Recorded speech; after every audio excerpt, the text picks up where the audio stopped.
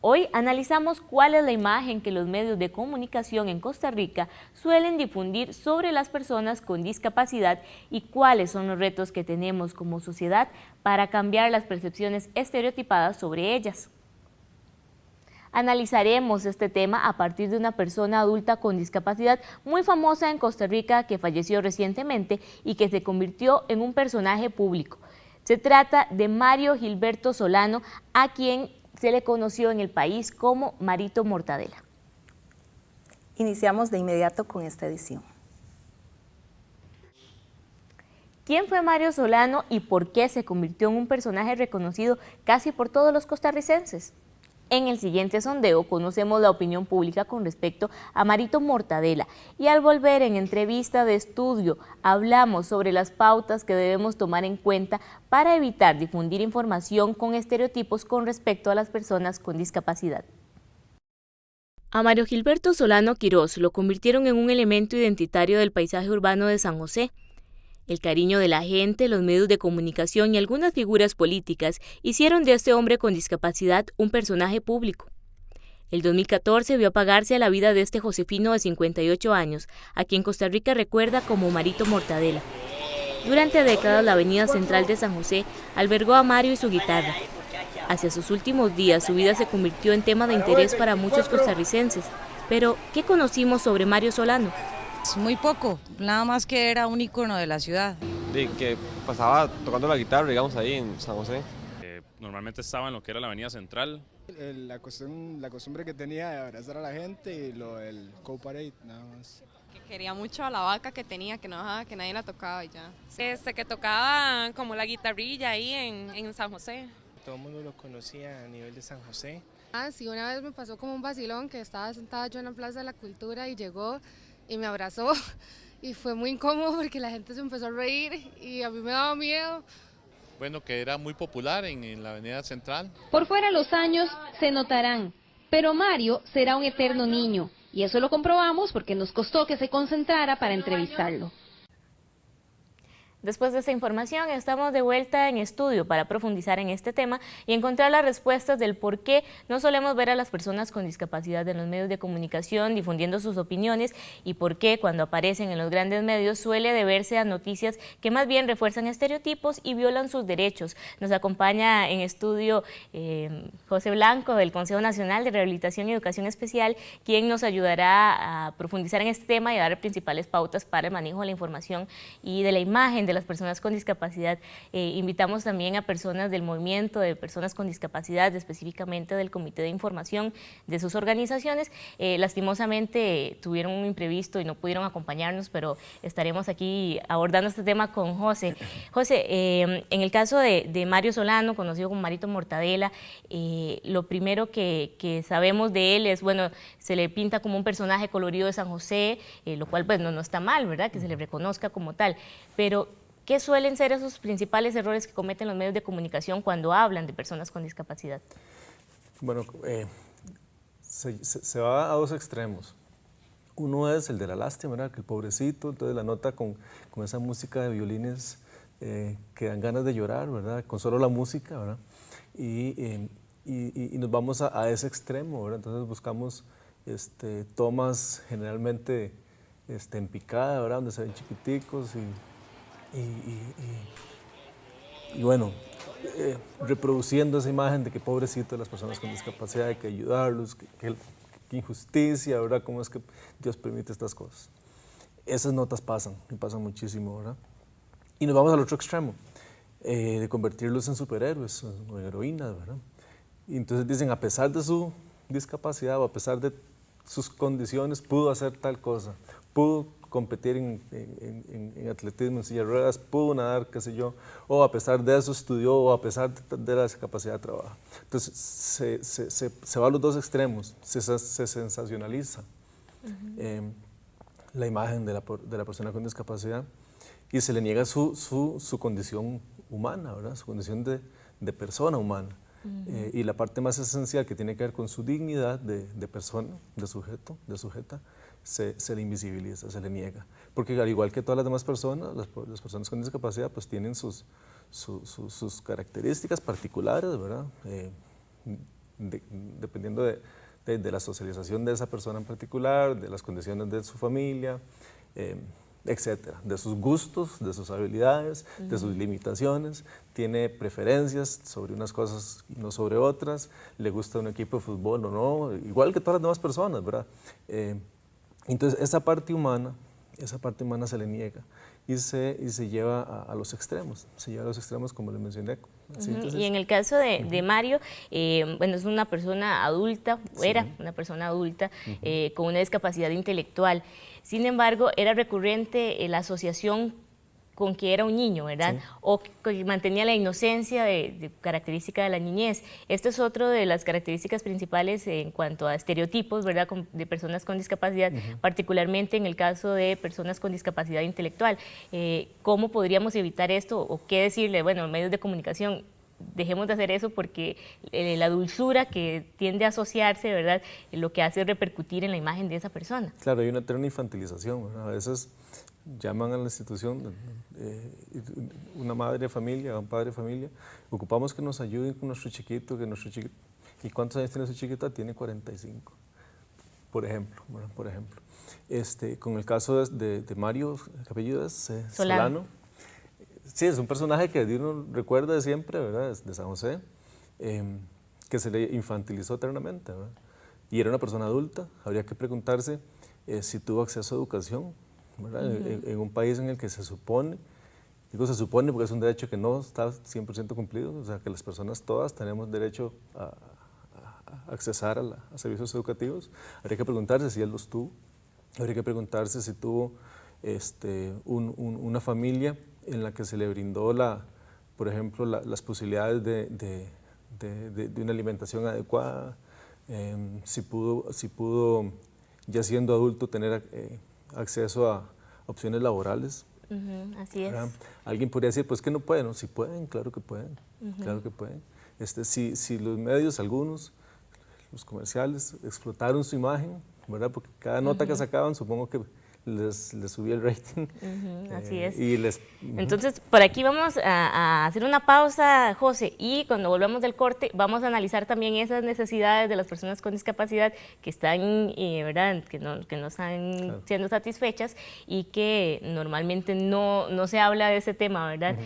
Sino que se asume que así está bien, ¿verdad? Que vivía una persona con discapacidad en condición de pobreza, sin educación, sin acceso a un trabajo digno, ¿verdad? Vamos a ver el siguiente sondeo que le hemos preparado sobre este tema que venimos abordando, el manejo de la imagen de personas con discapacidad.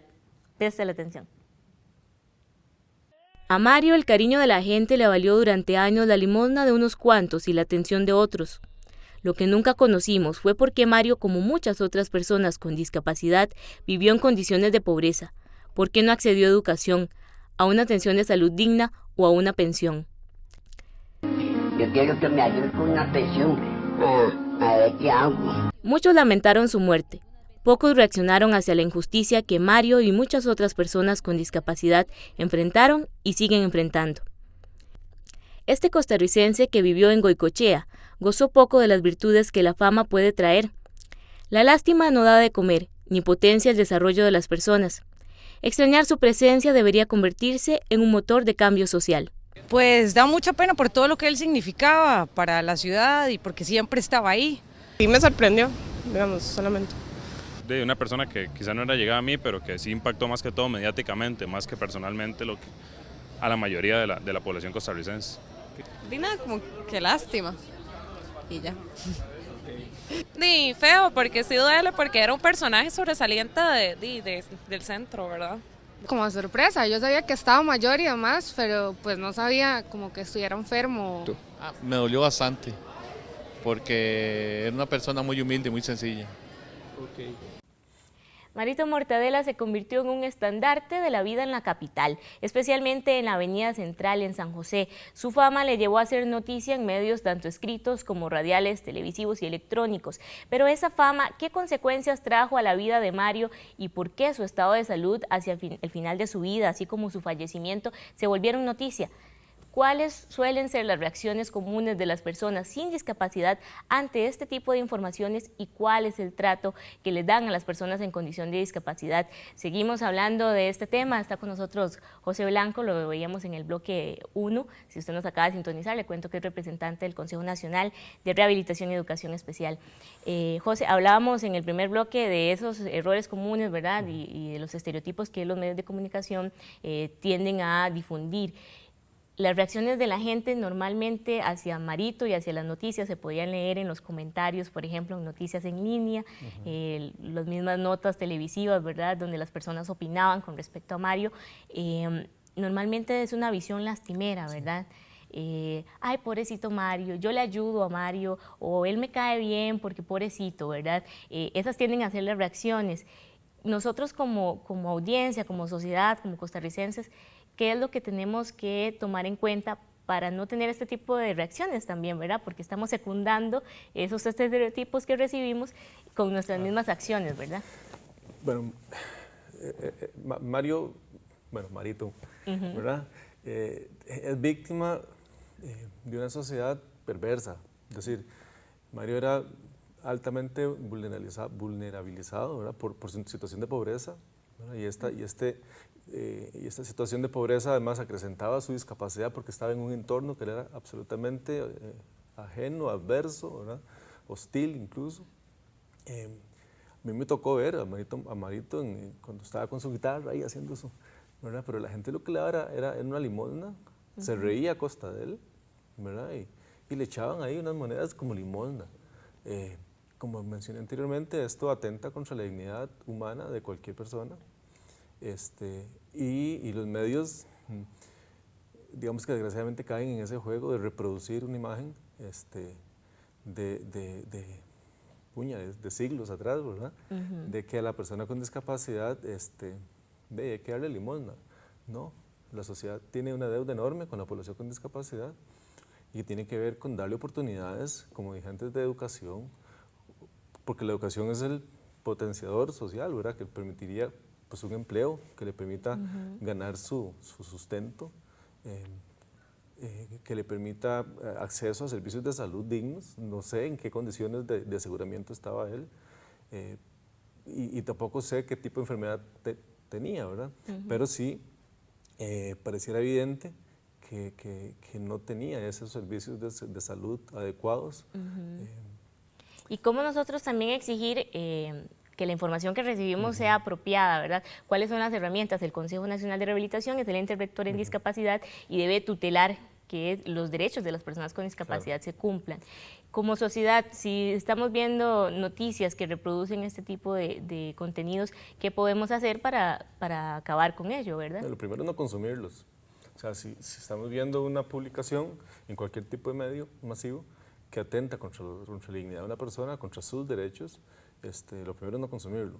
Ahí deja de estimularse el que se emitan este tipo de informaciones. Lo otro es que, bueno, ya la ley 7600 tiene legisla para que no se haga un uso inadecuado de la imagen de las personas con discapacidad. O sea, es ilegal eso que se hace con la imagen de las personas con discapacidad. Y mucho más cuando se está lucrando con eso. Eso debería denunciarse y debe denunciarse. Así es. Vamos a ir de nuevo a una pausa y al volver concluimos este especial hablando de esas deudas que no solo los medios de comunicación, sino el país tiene con las personas con discapacidad y que deberían convertirse realmente en los temas noticiosos, porque hay que ver cómo nosotros como sociedad mejoramos las condiciones de vida de las personas con discapacidad. Tras el fallecimiento de Mario Solano, varias han sido las propuestas para honrar su memoria. La pregunta es, ¿las necesidades de personas con discapacidad que viven en condiciones de pobreza tienen que ver con estatuas o reconocimiento público? Mario Solano fue infantilizado por los medios de comunicación y por la gente que habló de él, convertido en objeto para atraer audiencia y simpatizantes políticos. Posterior a su muerte, la discusión ha girado en torno a la forma de homenajear su recuerdo. Nulas o poco conocidas las iniciativas para mejorar la calidad de vida de personas como el llamado Marito Mortadela. Si no conoció a Marito, póngale a esta historia el rostro de otra persona con discapacidad que usted conozca. reflexione sobre cómo se refiere a ellas y esfuércese por utilizar el lenguaje inclusivo. Pero sobre todo, recuerde respetar las diferencias y exigir el cumplimiento de los derechos de todas las personas por igual. Creo que si hubieran querido hacerle algo, lo hubieran podido hacer cuando estaba vivo, porque mucho tiempo estuve en San José y ahora, ¿para qué? Muchas personas lo conocimos y tuvimos la oportunidad de mínimo pasarle a la par, entonces sí me parece. Tal vez una estatua no, ¿verdad? Pero mariscal del Festival de la Luz, sí. Y sería bonito, por lo menos un busto o una estatua de Marito. A ver qué. Pero creo que sí se merece, porque es un personaje como de la cultura popular y demás.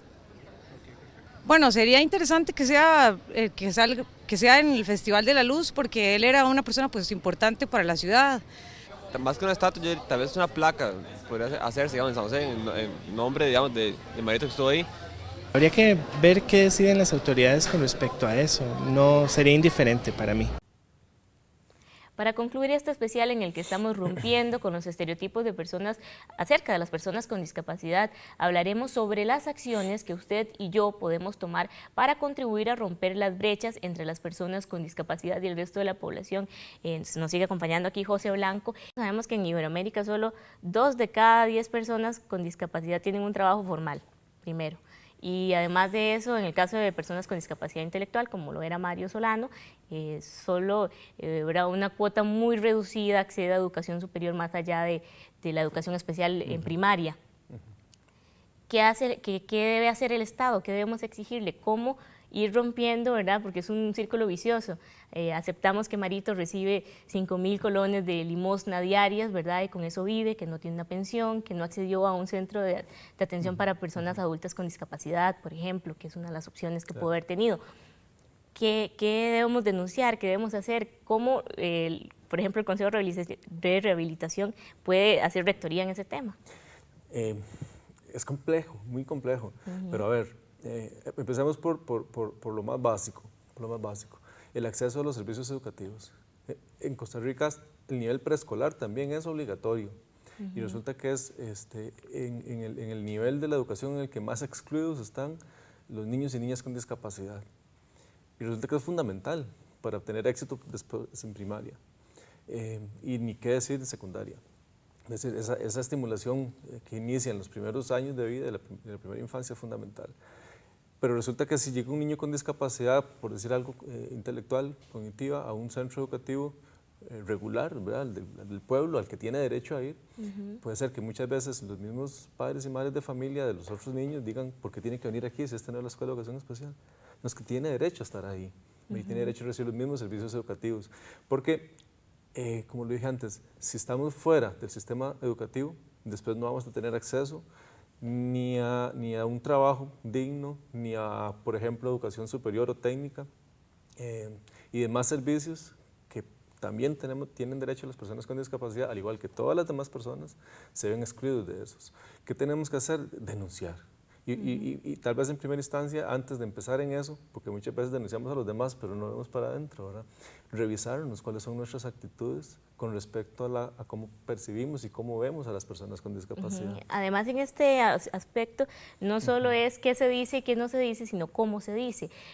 No solo los comunicadores o las comunicadoras pecamos o pecan, ¿verdad?, de utilizar lenguaje que denigra a la persona con discapacidad, palabras muy fuertes como minusválido, discapacitado, persona con deficiencia, ¿verdad? Son algunas de las palabras que lastimosamente escuchamos muy a menudo y que los costarricenses seguimos utilizando para dirigirnos, inclusive palabras muy fuertes como mongolito o que son niños especiales, ¿verdad? Como haciendo una diferencia entre lo normal y lo anormal.